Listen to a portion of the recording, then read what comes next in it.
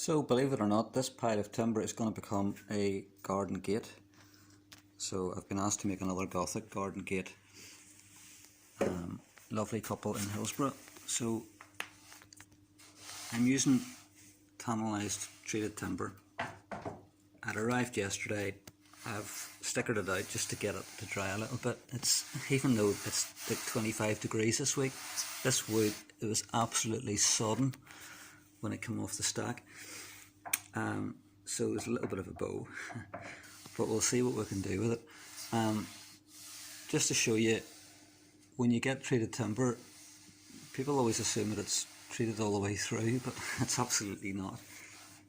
I got it cut, the builders merchants, so they've cut it for me, but you see, it's only a few millimetres there that I've actually impregnated with the treatment.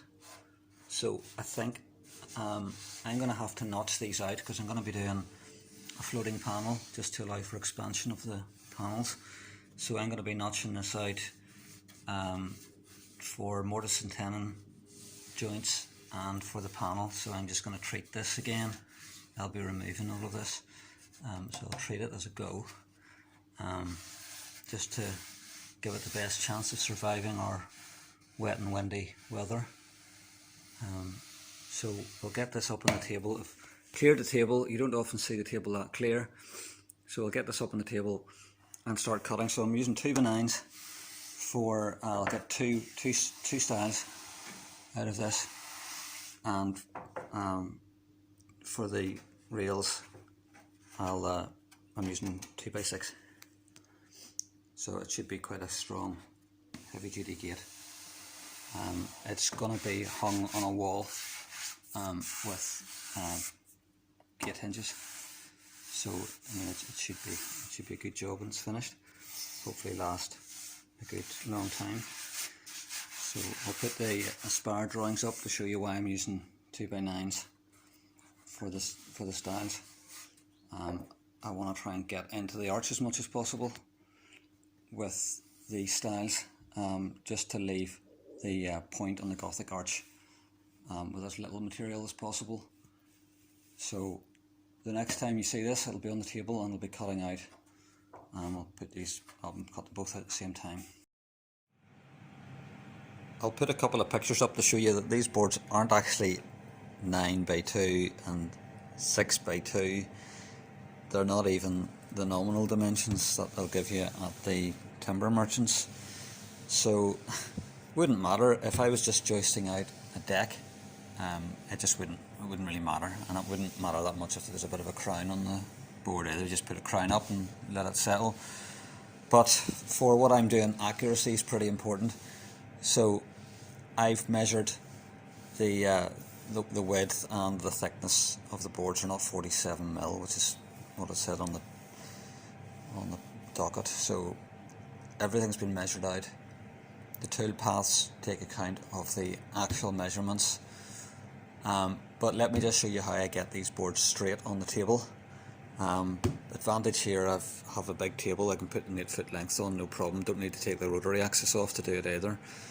So what I do is I home the machine first every morning and do that. So put a bit on. I'm not going to use this bit for doing the cutting because you can see it's no way that's going to reach the bottom. What I'm going to use is this bit. So it's a brand new bit, haven't even taken the shield off it yet, so that's not going to have an issue. But for this job I'm definitely going to be using the dust extractor, so you're not really going to see the cuts as they're being made, but you'll see the result of them.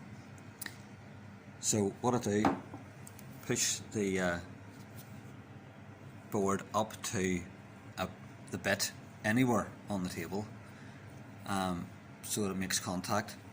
Put a screw in to hold it in that position, and then run the bit up the board, up the y-axis,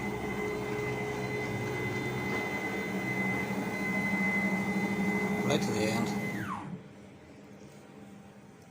Push the board up to the bit, put a screw in, and that way I know that that board is parallel with the y-axis on the machine. So that's what I do, dead easy. So what I've done in Aspire is I've put in locations of screw holes just to mount this board onto the spoil board for cutting. You know, I'm not going to just put screws in anywhere, because I'll end up, knowing me, I'll end up hitting them with the bit. So these are pre-planned screw hole locations. So I'll put the screw locations in first, put the screws in, and then start cutting. So I'll just let you sit back, relax and listen to some music while this all happens, and I'll come back whenever the cutouts are done on both these boards.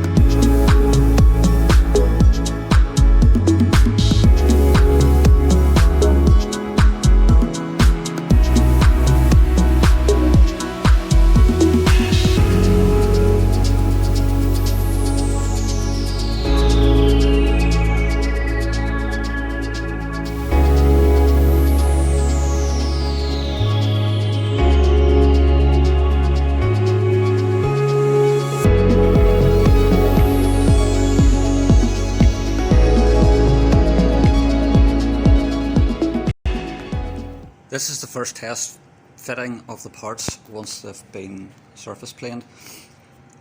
This is the nerve-wracking bit, so I'm looking for 890. So obviously I've already checked this before I've recorded this video, so it's pretty good. So what I'm going to do now is go over to the miter station and cut the other sides of these tenons, and cut these smooth as well, because these aren't meeting the edges perfectly, so I'm not going to get a tight fit unless I cut that with a miter saw. So that's what I'm going to do now, and then I can start doing the notches, which is the time consuming and messy part. It has to be done manually. I could try to run the CNC machine along here, but I can't do the curve, so this all has to be done manually. Okay, so you listen to some music, you watch me work, and we'll come back whenever I've test fitted it once these notches are cut, and then we can start the panel. I'd like to get the panel all glued up. I'm going to run it through the jointer to make sure that the sides are square, glue it up, and then leave it overnight, so that tomorrow we're just doing the carving and test fitting it again before final glue up.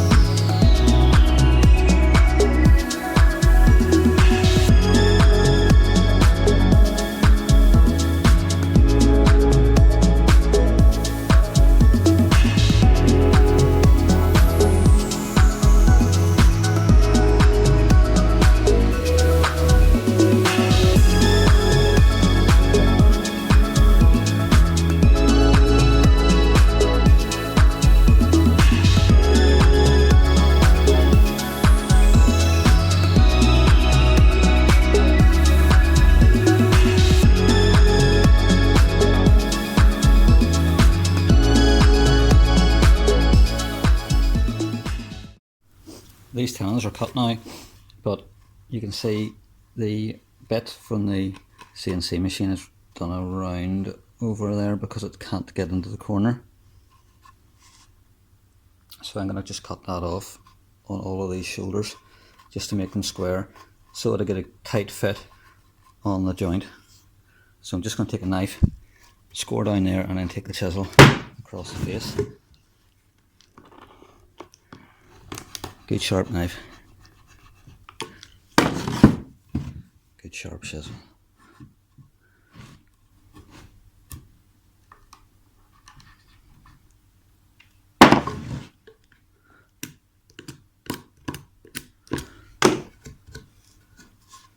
Good sharp corner.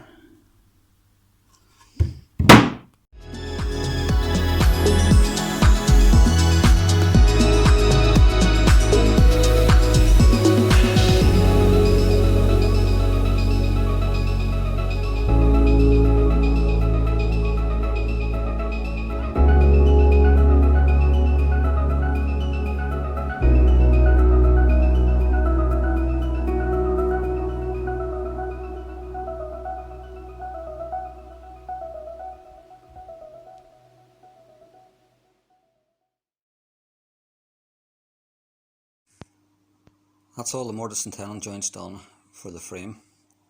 It's loosely assembled on the table. It's going to need a little bit of finessing just to get that top section done.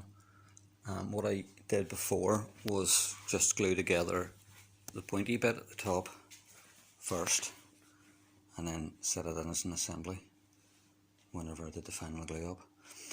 So I'm going to get these fence boards ready for the panel. Just get the edges of them through the jointer, get them flat and straight and square, and then I'll glue up the panel and let it sit overnight. And then tomorrow should be pretty good, because I'm going to be doing the carving on the panel, so that's always good to watch. So hopefully something a little bit more interesting in tomorrow's little bit.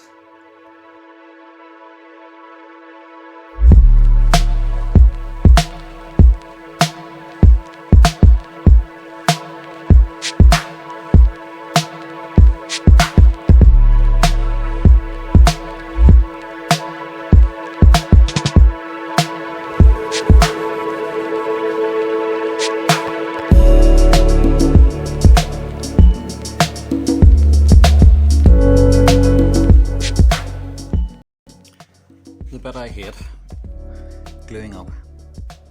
So I'm going to put some glue down these edges, not the whole lot together, plastic down to protect the table. So let's go. Time's not on your side in this job, especially with the warm weather. So let's get started and get this glued up and let it set overnight.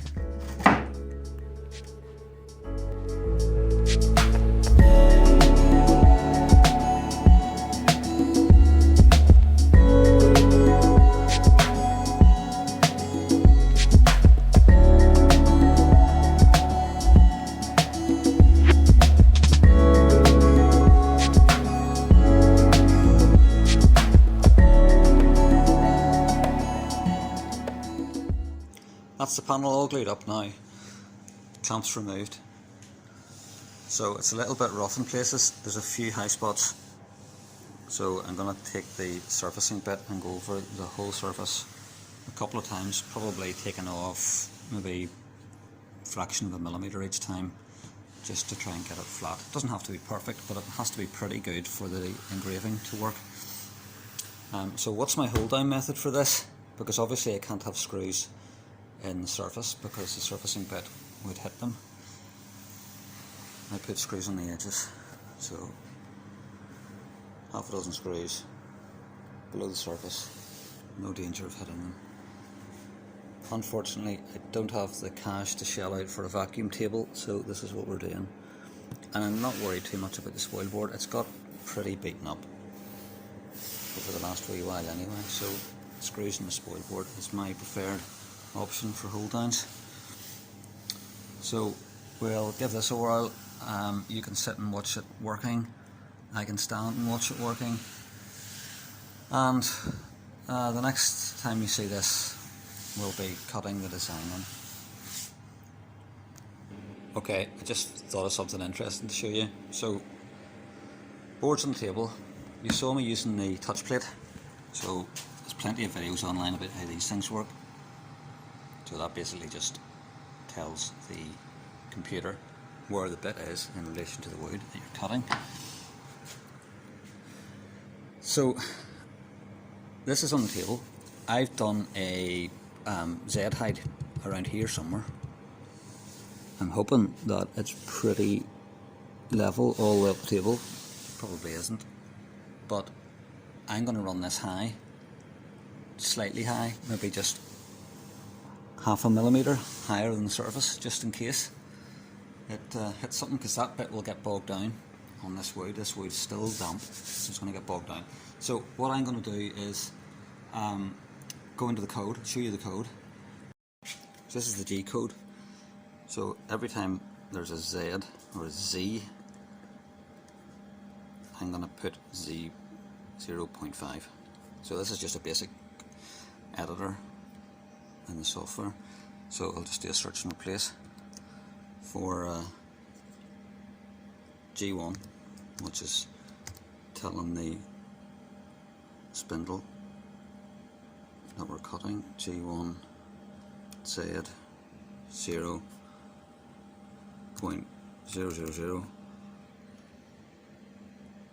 Okay, and I'm going to replace that with G1 0.5. That's in millimeters.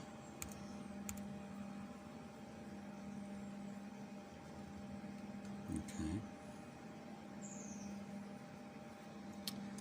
So I'll replace all of those.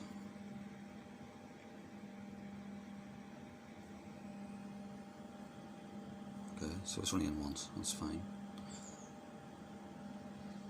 Just want to make sure, sometimes these codes, if you're doing a certain tool path, there could be multiple Z height adjustments. So that's replaced.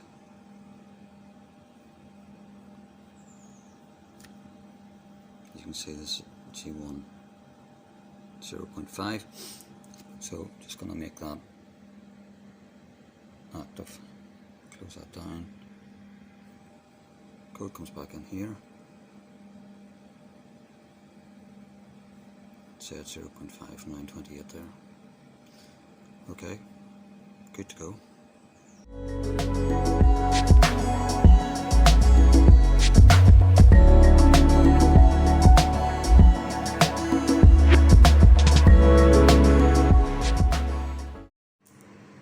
I'm going to let that do. So that is really only down to Z0, which is where it started. So there must have been a little bit of a low spot there where the touch plate was. So I haven't taken all the glue off, but it's got rid of that bit of plastic, so that's the main thing. But it's fairly level now, and it's good enough for me to engrave into, and I don't want to make this too smooth, otherwise the wood preserver, the stain, won't stick to it. So I might even need to rough this up a bit with some sandpaper before it's painted. So I'm ready for carving now. I'll put in the V-bit and let that run.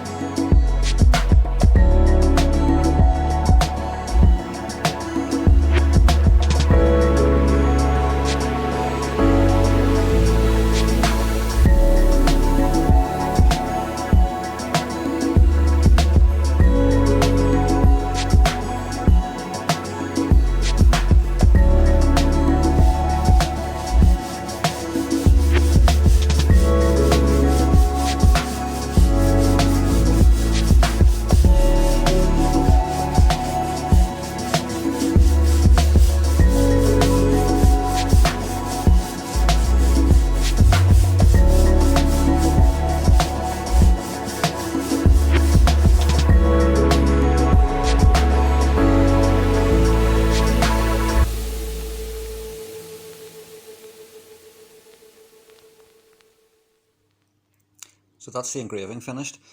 The client has no idea what is being engraved into these fence panels at this stage. When I discussed what she would like, she said birds. She loves birds, she feeds the birds, and particularly doves. So she's getting birds, so lots of them, and I hope she likes it. And then just a pair of doves, and that's for the top panel going into the point at the top of the Gothic arch. So the next stage for me now is to cut the rebate to accept this panel in the frame, and what I'll do is I'll just take a measurement from the frame of an offcut here, and I'll just measure the width of this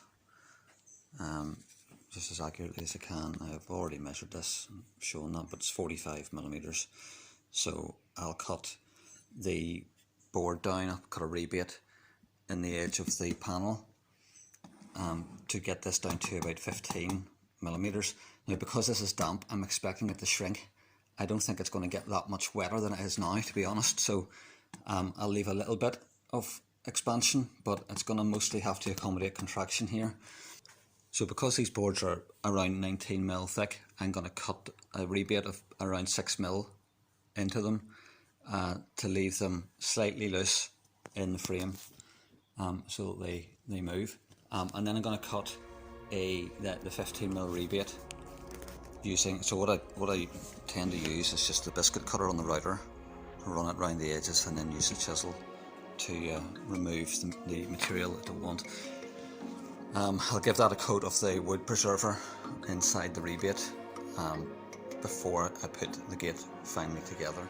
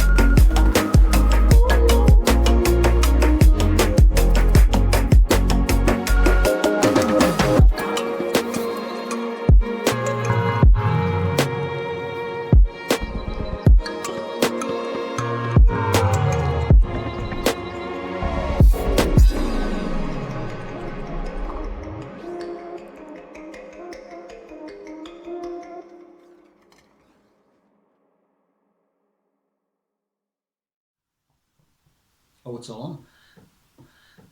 Hi there. We're nearly at the end of the video now. You'll be relieved to hear. I wanted to show you a lot of detail, so that's why it's as long as it is. But I've tried to make it shorter than the first half of a rugby match. That won't be lost on one or two of you. Mr. and Mrs. C, this gate is for you. I finished making it now, and I really hope you enjoy using it as much as I enjoyed making it for you. So, without any more talk, let's have a look at the gate. Oh, it's over there.